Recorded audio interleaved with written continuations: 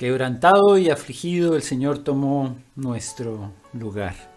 Pero para nosotros hoy tenemos la alegría de saber que esa esperanza de gloria está vigente, que el Señor entró en Jerusalén esa última semana y que lo hizo realmente entendiendo para qué iba, pero la gente no lo entendía.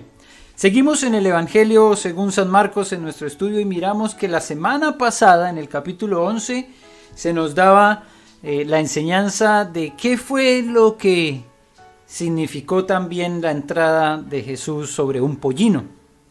Eso es algo que para nosotros pues sería muy complejo de entender hoy, porque realmente pues no hay estas imágenes actuales de lo que significó esto hace 2000 años. De pronto uno tiene una idea de alguien que llega a un lugar, ingresa en un vehículo de estos grandes, de estos casi que acorazados, una camioneta de estas espectaculares que se nota que tienen blindaje, que tienen unos vidrios oscuros y gruesos, y está entrando a un lugar y entonces uno dice, bueno, esta persona debe tener cierto trasfondo, ¿cierto? Para que pueda de alguna manera tener ese vehículo. Puede ser que sea una personalidad o que sea un gobernante, pero no es normal que uno vea entrar a cualquier persona en un vehículo como este. Hay vehículos que nosotros los reconocemos como familiares, es más, tienen nombres que vehículos de turismo, pero se marcaría una diferencia en nuestra mente si vemos a alguien llegar en un vehículo de estos, acorazado, blindado, así llega en un vehículo familiar, ¿cierto? Eso es más o menos lo que nosotros podemos identificar como diferencia en lo que pasó en la entrada triunfal. Sin embargo, la gente tenía una imagen de lo que vendría a ser Jesús a Jerusalén. Había toda una expectativa de un triunfo militar. Había una idea en medio del pueblo de que que era un personaje reconocido por todos, podría traerles por fin la libertad de ese yugo de los romanos. Sin embargo, lo que vemos nosotros en la Escritura es que fue un triunfo espiritual. El triunfo de Jesús en la cruz marcó una diferencia fundamental para la humanidad, el nuevo pacto, una nueva relación con Dios. La gente no lo alcanzó a identificar así, y por eso muchos seguramente menospreciaron a ese Cristo que estaba ya en la cruz muriendo. Pero no lo podemos olvidar. Él se humilló a sí mismo y murió y tuvo muerte de cruz, una muerte vergonzosa. Fue hecho maldito, porque maldito era considerado el que moría en la cruz. Pero no se quedó en la tumba, sino que resucitó. Y por eso hoy podemos recordar también las palabras de Apocalipsis en el capítulo 19 cuando nos dice que volverá. Ahora no en un pollino, sino en una cabalgadura, en un caballo blanco, para juzgar. Y eso será pronto. No sé si yo lo veré, no sé si lo verán mis hijos, pero volverá, porque esa es la promesa y no ha faltado a ninguna de ellas. Así que la semana pasada podíamos ver ese contraste entre lo que significó el ingreso a Jerusalén y lo que va a significar el regreso de Cristo. Que estemos preparados para ello. Y que cada una de las enseñanzas que vemos en la Escritura sean una preparación para ese momento también. Hoy seguimos entonces en lo que es nuestro estudio del capítulo 11.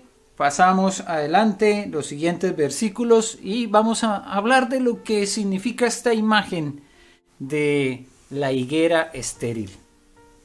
¿Será solo la higuera? ¿Estará un mensaje aquí más allá de lo que sucedió, indicándonos que hay una posible esterilidad en otras áreas? Pues la invitación entonces, como siempre, es a ir a la palabra, porque no vale nada lo que yo pueda decir o creer, sino que nuestra labor es estudiar la palabra. Y qué bueno que podamos tener esta motivación como constantemente les estoy recordando, de leer la palabra entre semana. De tal forma que cuando llegamos al domingo y yo leo algún texto, ustedes ya lo tienen, ¿cierto?, en su cabeza y están reflexionando y están pensando y están meditando en él. Y algunos que son un poco más acuciosos pueden en la semana ir buscando algunas referencias, pueden ir estudiando y analizando un poco. Hoy tenemos un texto compartido entre dos fragmentos, porque aquí hay un antes y un después. Hay un evento que después, al regresar ellos por el mismo lugar, después de haber pasado el día allá en Jerusalén, entonces vuelven al mismo lugar y entonces se da un segundo proceso de aprendizaje para los discípulos que nosotros también podemos identificarlo. Por eso vamos a leer en el capítulo 11 los versículos 12 al 14 y posteriormente del 20 al 26. Va a quedar un fragmento en la mitad, así como estilo sándwich, pero vamos a volver a este fragmento más adelante. No será hoy mismo ni será el próximo domingo, sino en 2 semanas volveremos a este fragmento que quedó en la mitad, que no queremos pasarlo por alto, pero para poder comprender lo que pasó en el evento de la higuera estéril necesitamos hacer esta lectura así, del 12 al 14 y después del 20 al 26. Así que les invito a leerla, yo la tengo en la Reina Valera. Dice la palabra del Señor. Al día siguiente, cuando salieron de Betania, tuvo hambre, y viendo de lejos una higuera que tenía hojas, fue a ver si tal vez hallaba en ella algo. Pero cuando llegó a ella, nada halló sino hojas, pues no era tiempo de higos. Entonces Jesús dijo a la higuera: nunca jamás coma nadie fruto de ti. Y lo oyeron sus discípulos. Pasemos entonces al versículo 20. Y pasando por la mañana, vieron que la higuera se había secado desde las raíces. Entonces Pedro, acordándose, le dijo: Maestro, mira, la higuera que maldijiste se ha secado. Respondiendo Jesús le dijo: Tened fe en Dios. Porque de cierto os digo que cualquiera que dijere a este monte: quítate y échate en el mar, y no dudare en su corazón, sino creyere que será hecho lo que dice, lo que diga le será hecho. Por tanto os digo que todo lo que pidiereis orando, creed que lo recibiréis y os vendrá. Y cuando estéis orando, perdonad si tenéis algo contra alguno, para que también vuestro Padre que está en los cielos os perdone a vosotros vuestras ofensas. Porque si vosotros no perdonáis, tampoco vuestro Padre que está en los cielos os perdonará vuestras ofensas. Oremos. Bendito Señor, te alabamos, te damos gracias por este mensaje que acabamos de leer, una historia compartida en 2 eventos, pero que hacen parte de lo mismo, de la enseñanza que Jesús transmitió a sus discípulos y que todavía hoy se nos está transmitiendo a través de la palabra escrita por Marcos. Pedimos, Señor, que tú nos ayudes a entenderla, que tu Espíritu Santo nos ilumine para poder aplicar a nuestras vidas este mensaje y sobre todo poder ponerlo por obra, ponerlo en práctica. Que toda distracción sea echada afuera y que nuestra mente pueda estar dispuesta a entender tu palabra. Es lo que rogamos en el nombre de Cristo Jesús. Amén. Bien, tengo que decir que este es uno de esos pasajes que no son tan fáciles de comprender porque no todos tenemos ese acercamiento a lo que pasa en la agricultura con una planta como la higuera, y es probable que algunos ni siquiera identifiquemos cuál es esa planta. Higos, pues algunos se consiguen por ahí en las ventas, ¿cierto? Algunos se venden en conserva, pero la planta como tal no es tan fácil de reconocer. De otra parte, también tenemos a veces dificultades para entender si las plantas de las que nosotros sabemos o conocemos como higos o en algunos lugares brevas son la misma de la que está hablando nuestro Señor Jesús. Por eso es que hay algunos libros que nos ayudan a entender. Yo les comparto una imagen de un libro escrito por Alfred Edelstein, Usos y costumbres de los judíos en los tiempos de Cristo. Este es un libro fácil de conseguir. Bueno, hoy en día no es tan fácil en las librerías porque muchas están cerradas, pero también hay otros servicios de correo, ¿cierto?, que podemos hacer uso de ellos para tener recursos que nos ayuden a entender un poco más. Este, por ejemplo, es un libro que nos ayuda a ubicarnos en el contexto judío. Estamos hablando de Asia Menor, el otro extremo del mundo. Estamos hablando de algunas diferencias, no solamente de lo normal, que son las diferencias entre naciones, idiomáticas, regionales, sino también climáticas. A veces cuando nosotros pensamos en inviernos, pues por ejemplo, para nosotros los colombianos, un invierno es mucha lluvia, pero no necesariamente frío. Mientras que los que están, ¿cierto?, en los dos hemisferios, el norte y el sur, entienden mucho más qué significa un invierno cuando viene la nieve y cuando el frío es realmente fuerte, cala los huesos. Entonces, todas estas diferencias que a veces nosotros debatimos en nuestra mente, ¿qué significará esto?, tenemos ayudas a través de comentarios bíblicos o estudios como este, ¿cierto?, que nos hablan de los usos, las costumbres, de las tradiciones que hacen parte también de este contexto bíblico. No fue escrita la Biblia en otro planeta, fue escrita aquí mismo en la tierra, pero sí fue escrita en otro continente muy lejano al nuestro. Y también fue escrita hace 2000 años, en donde solamente pensando en lo que significan los cambios y las transiciones del mundo, hace 2000 años, ¿cuántas cosas eran diferentes? Si solamente hace 50 años nosotros teníamos una cultura muy alejada a esto que son nuestras hoy herramientas para comunicarnos, la internet, los computadores, ¿cuán lejos estábamos nosotros de pensar que podíamos comunicarnos con esta inmediatez? De saber que a través de un chat nos están escribiendo desde Estados Unidos, desde Suecia, desde Colombia, y que nos estamos conectando aquí mismo en Chile inmediatamente. Muchas cosas han cambiado y es nuestra responsabilidad también ponernos, ¿cierto?, en la tarea de entender mejor lo que fue escrito, ya que ha pasado bastante tiempo.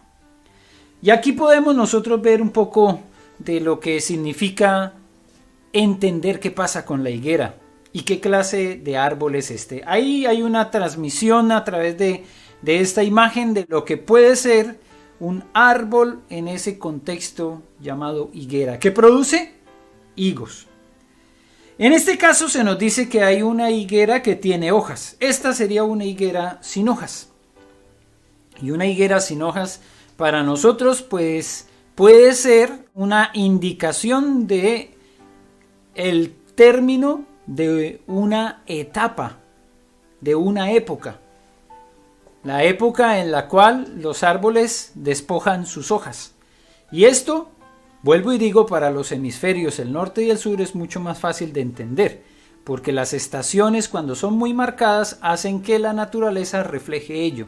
En el otoño, las hojas caen de los árboles. Entonces uno dice, bueno, estamos llegando al invierno, porque se cayeron las hojas. Pero con la higuera no era tan así. Con la higuera, más bien, el que tuviera hojas era una identificación de que muy probablemente tenía higos. Porque, como lo vemos en la siguiente imagen, los higos aparecen y luego aparecían las hojas. Pero aquí hay algo bien interesante en el texto. Jesús tiene hambre, dice, y viendo de lejos una higuera que tenía hojas, es decir, que se podía esperar que tuviera higos, hay una idea también clara. Puede ser que aunque tenga hojas, no tenga higos. ¿Por qué? Porque lo deja claro el escritor. Dice, pues no era tiempo de higos. Jesús se acerca porque al tener hojas era probable que tuviera higos, porque primero salían los higos, después las hojas. Entonces, Habían algunos frutos que por ahí estaban, probablemente. Sin embargo, Jesús entra, mira la planta, ve que solamente tiene hojas y entonces pronuncia estas palabras: nunca jamás coma nadie fruto de ti. Bueno, realmente o ciertamente parece una exageración, ¿cierto? Parece como que Jesús está diciendo algo que para los discípulos también podría haber sido como que se pasó de la raya. ¿Cómo hace una aseveración tan fuerte para una planta que ya nos ha dicho no necesariamente debía tener higos? Algo que es bien interesante es que los discípulos lo escucharon. Dice el versículo 14, y lo oyeron sus discípulos. Había un propósito también en que Jesús dejara su voz o que fuera oída por los discípulos. Para ellos iba a ser muy importante esa declaración.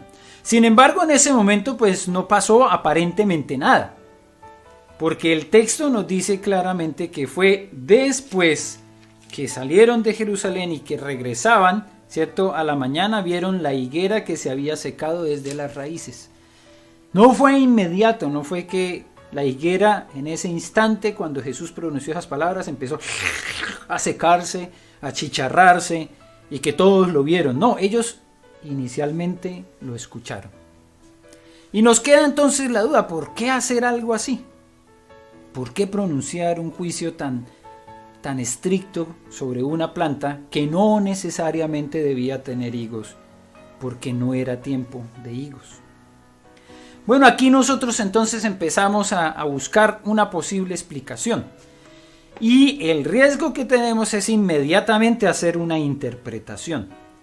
Vean el proceso como nosotros lo planteamos con respecto al estudio de la Escritura. Hay un proceso en el cual leemos, meditamos, reflexionamos sobre lo que dice la Escritura y estudiamos el texto. ¿Y cómo lo estudiamos? Entonces a veces nos ayuda a mirar otras Biblias que tengan otro lenguaje un poco más actual. A veces nos ayuda entonces en textos como este mirar un librito como el de Usos y Costumbres para ver qué pasaba con la higuera, en qué momento daba sus frutos, en qué época del año. Todo esto es nuestro proceso. Y también entonces empezamos a analizar el lenguaje. Hay muchos lugares donde el lenguaje tiene un sentido especial. Jesús utilizó varias expresiones, formas del lenguaje y también recursos didácticos. ¿Recursos didácticos para qué? Para enseñar. Y eso es lo que nosotros necesitamos entender. ¿En qué momento Jesús, utilizando un lenguaje especial, llevó la misma manera de hablar y las expresiones comunes a todos, como lo eran las parábolas, para traer un mensaje? Para hacer en algunos lugares énfasis, para hacer hincapié.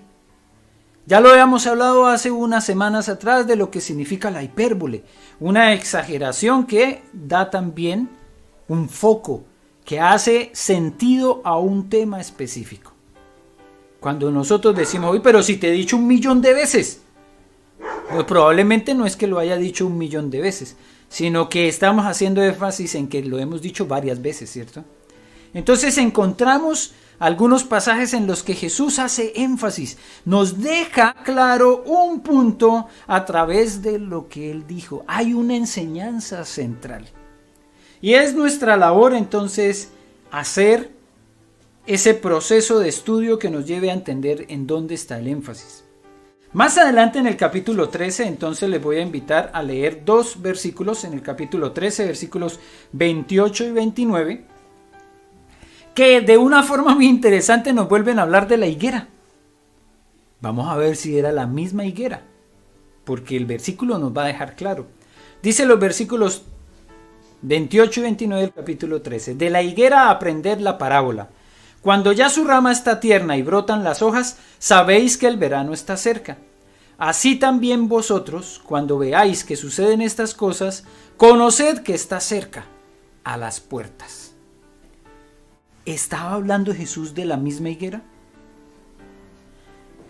tenemos que analizar si son parecidos los relatos, si en los dos se está hablando de hojas, de higos o del tiempo. Y realmente tenemos que rápidamente, haciendo una comparación, darnos cuenta que en una higuera habían hojas, pero no habían higos, y que Jesús entonces por eso pronunció una maldición. Sin embargo, en el capítulo 13 nosotros encontramos las señales antes del fin. Hay una descripción de lo que estaba pasando aquí y que nos sitúa en un momento histórico que debe ser de alguna manera identificado por nosotros, un momento histórico. ¿Y cómo lo podemos identificar? Pues como pasó con la higuera, cuando usted empieza a verla que ya brotan las hojas es porque está cercano el verano. Hay una anticipación. Estén pendientes, porque cerca está de suceder algo. Entonces la pregunta es, ¿será que Jesús quería enseñarles agricultura? ¿Ellos realmente necesitaban entender cuándo la higuera ya está lista para producir su fruto? ¿Para que pudieran ir y cosechar ese fruto? ¿O realmente estamos pensando en otro tema diferente? La pregunta principal cuando nosotros estamos analizando algún texto es, bueno, ¿y cuál es ese propósito por el cual fue escrito? ¿Necesitaban ellos aprender algo que les iba a ayudar a tener sustento más adelante? Tal vez podríamos llegar a pensar que como eran pescadores ellos no saben nada de agricultura, pero realmente lo que vemos en el capítulo 13 de Marcos es una preparación para el momento en el que ya estando a las puertas llegaría el fin. Nosotros entendemos que la venida del Hijo del Hombre está cerca, no porque nosotros lo creamos, sino porque la palabra del Señor nos ha anticipado todo esto. De la higuera aprended la parábola. Cuando ya su rama está tierna y brotan las hojas, sabéis que el verano está cerca. Y así también vosotros, cuando veáis que suceden estas cosas, conoced que está cerca, a las puertas. Es inminente la llegada de Cristo. No porque una higuera tenga sus hojas frescas, sus ramas tiernas, sino porque se han cumplido muchas de las profecías. Porque el mundo está dando, con sus dolores de parto, muestra de que el Señor Jesús pronto volverá. Y esto no lo decimos para asustar a la gente, lo decimos porque la palabra del Señor nos enseña. Pero en este caso entonces la higuera no cumple esa función. Al contrario, no estamos hablando de una higuera que florece con hojas y con higos y que sus ramas son tiernas. Estamos hablando de una higuera que se secó. Entonces la enseñanza es bien diferente. Aunque aparezca la misma planta, aunque sean dos higueras, la del capítulo 11, versículos 12 al 14, es diferente a la del capítulo 13, versículos 28 y 29. Y aunque es la misma planta, cumplen dos funciones diferentes de enseñanza. A la una le tenemos que prestar atención porque cuando dice Jesús que la planta está cercana a dar sus frutos, es una anticipación. Hoy también nosotros debemos ver lo que está sucediendo en los tiempos, en el mundo, como una anticipación y una preparación de que Cristo volverá. Y lo acabamos de hacer en la Santa Cena. También ahí hacemos una proclamación de que Cristo volverá. Pero en el caso de esta higuera necesitamos nosotros entender el mensaje. Porque Jesús no dejó a sus discípulos con la duda. Pasando, dice el versículo 20, por la mañana vieron que la higuera se había secado desde las raíces. Entonces Pedro, acordándose, le dijo: Maestro, mira, la higuera que maldijiste se ha secado. ¿Y qué le respondió Jesús? Sí, mira, la higuera se secó y entonces ustedes deben aprender que hay que ponerle agua para que no se seque. ¿Esa fue la enseñanza de Jesús? O Jesús había podido decirles: miren, esa higuera se secó porque no tenía fruto y ustedes tienen que empezar a dar fruto. Esa fue la enseñanza. Respondiendo Jesús, les dijo: tened fe en Dios. ¿Por qué Jesús, hablando entonces de la higuera, les dice: tened fe? Porque eso era lo que ellos necesitaban entender. Necesitaban aprender a confiar en que la fe se determinaba de tal forma en que nuestra confianza podía crecer en Dios, en Jesucristo, porque si Él mismo lo había dicho, nosotros podíamos creerlo. Si Jesús había pronunciado una palabra contra una higuera y esa higuera se había secado, es porque nosotros también tenemos esa posibilidad de crecer en nuestra fe a partir de lo que Dios ha hecho, a partir de lo que Jesús ha hecho. No es solamente por nosotros mismos, sino por el poder de Dios. Por eso, tened fe, ¿en quién? En Dios. No es tener fe en uno mismo. Hoy nosotros tenemos una gran cantidad de personas que desarrollan toda una teología, es decir, una expresión de lo que es el estudio y el análisis de lo que está escrito de Dios, diciendo que tú puedes tener fe en ti mismo y que vas a lograr todo este mundo, todo en este mundo, todo lo que quieras y lo que te propongas. Ten fe en ti mismo. Y entonces hay libros de autoayuda y hay conferencias de ayuda, y qué preocupación que me da a mí cuando a veces esas conferencias se trasladan a la iglesia y no con base en la palabra, sino con base en lo que nosotros creemos. Desarrollamos toda una teoría de lo que es tener fe en nosotros mismos. Pero es que Jesús lo que dijo: tened fe en Dios. No es creyendo en ti mismo, es creyendo y creyéndole a Dios.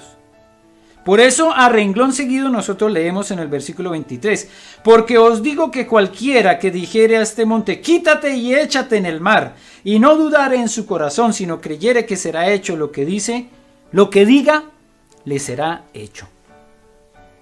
Y aquí otra vez nosotros pensamos: bueno, ¿y esta qué clase de expresión es? Jesús está exagerando, porque ni siquiera Él en algún momento dijo: muévete montaña de aquí para allá, y la montaña se movió. Pero para nosotros sí es una expresión clara de lo que significa tener fe. Fe que mueve montañas. Fe que cree en Dios y que logra propósitos tan grandes como mover una montaña. Ahora nosotros pensamos: mover una montaña, qué impresionante, qué majestuoso que sería. Eso ni Superman lo podría hacer. Bueno, tal vez en una película creo que sí lo hizo, pero no es algo que nosotros creamos que valga la pena ver.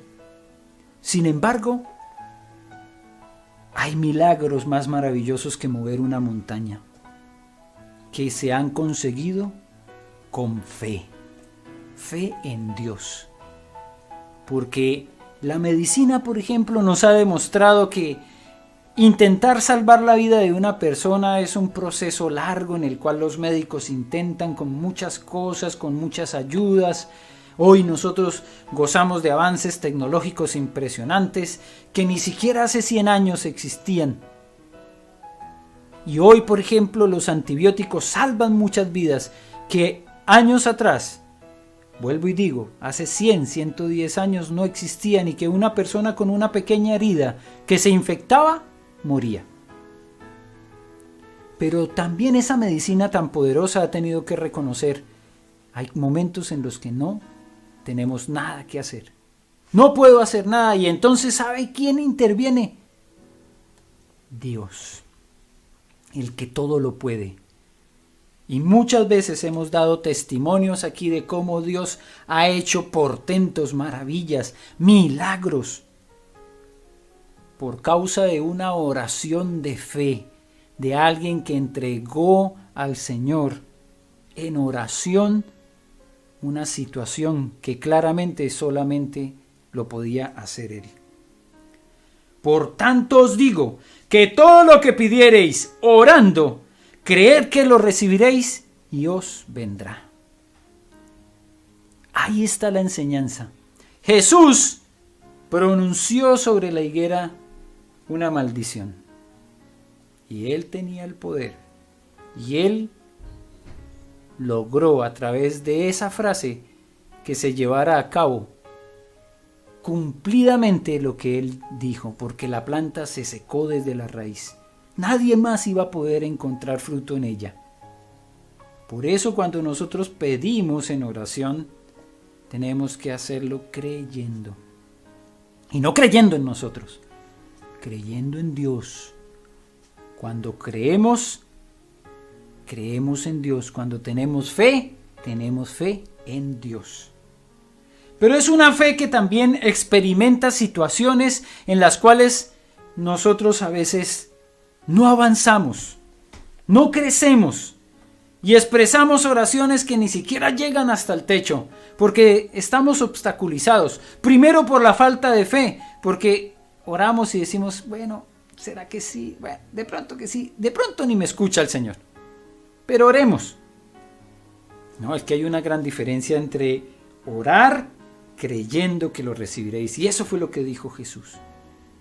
Pero también nos dijo, cuando estéis orando, perdonad si tenéis algo contra alguno, para que también vuestro Padre que está en los cielos os perdone a vosotros vuestras ofensas. Así que también nuestra fe a veces encuentra obstáculos.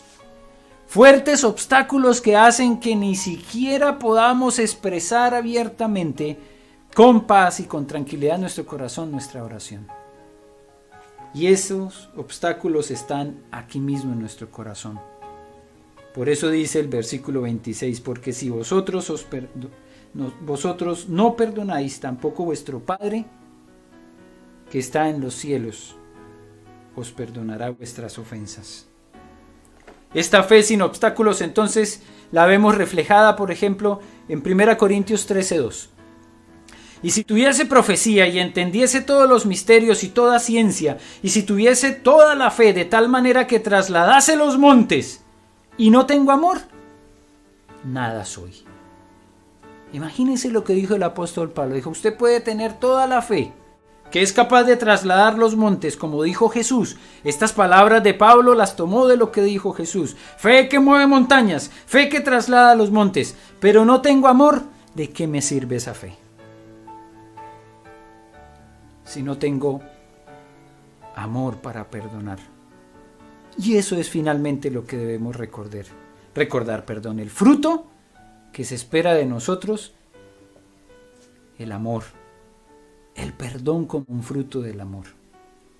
Y eso para nosotros es importante tenerlo presente, porque Jesús lo mencionó dentro del contexto de la higuera, porque Jesús mencionó no solamente tened fe, sino tened fe que también te hace perdonar, porque sabes que no eres tú el llamado a condenar, sino el llamado a perdonar.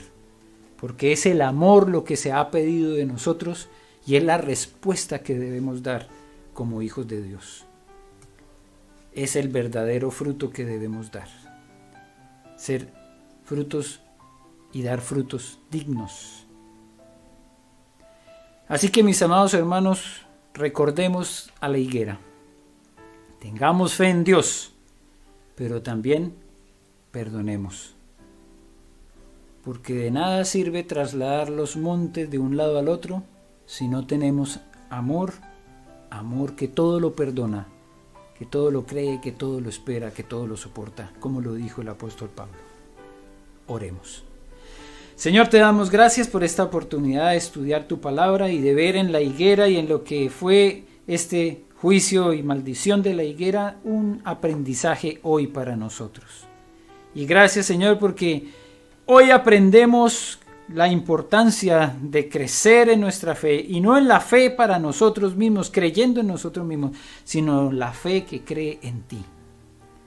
La fe que se aferra a que tú estás con nosotros y que tú has prometido escucharnos y que nosotros tenemos esa apertura de hablar contigo, de orar pero también debemos hacerlo con corazones limpios, sin odios, sin rencores, perdonando y entregando a ti un corazón perdonador, lleno de confianza en ti, sabiendo que tú siempre haces lo mejor. Esa es nuestra fe, nuestra certeza y nuestra seguridad, que tú siempre harás lo mejor. Y por eso nos entregamos a ti. Y te damos gracias por escucharnos y por responder a nuestro clamor. Muchas veces con inmediatez, pero en otras, como sucedió con esta higuera, no fue inmediato. Los discípulos vieron al otro día lo que había pasado. Tú respondes cuando bien te parece, cuando en tu soberana voluntad así lo dispones, y nosotros confiamos en ti, Señor. Y te damos gracias por escucharnos y por responder. Que sigamos creciendo en nuestra fe en ti, Señor, y que mensajes como estos fortalezcan nuestra fe y nos sigan animando a crecer día a día. Es lo que rogamos en el nombre de Cristo Jesús. Amén.